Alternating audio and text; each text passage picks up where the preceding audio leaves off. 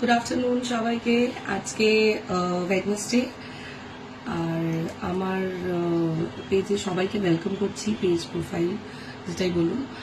আর আজকে যেহেতু বাইরে ছিলাম একটু কাজে, লাঞ্চ হয়নি, এখন বাজে দুপুর 3টে। So in that case I have to prepare something যেটা ভীষণ তাড়াতাড়ি হয়ে যায়, ফিলিং আর হেলদি। সো সে কারণে আমি এখানে একটা কিছু শসা আর পেঁয়াজ প্রথমে ছোট ছোট করে কেটে নিয়েছি। তারপর আমি এখানে যেটা করবো সেটা হচ্ছে আমি কয়েকটা পনির ছোট ছোট কিউবে কেটে নিয়েছি, দিয়ে এটা সামান্য ঘিতে একটু ফ্রাই করে নেবো, একদম সামান্য চাটুতে একটুখানি এরকম ঘি দিয়ে আমি ফ্রাই করে নিই।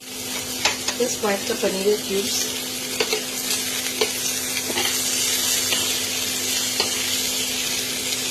এরকমভাবে ফ্রাই করে নিলাম।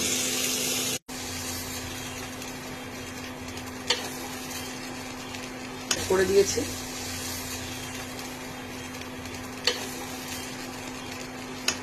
এক্সট্রা কোনো ঘি আমি এই তাওয়াতে অ্যাড করবো না। আমার একটা রুটি ছিল, সেটা একটু এর মধ্যে সেঁকে নেব।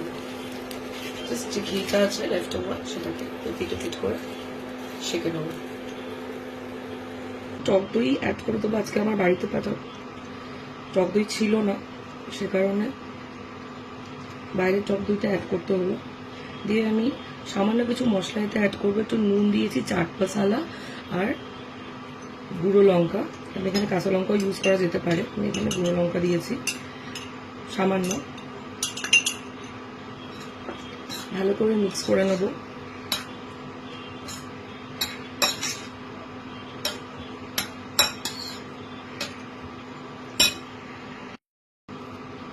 এবার যে রুটিটা আমি ঘি মাখিয়ে রেখেছিলাম সেটাতেই এটা ভালো করে স্প্রেড করে দেবো।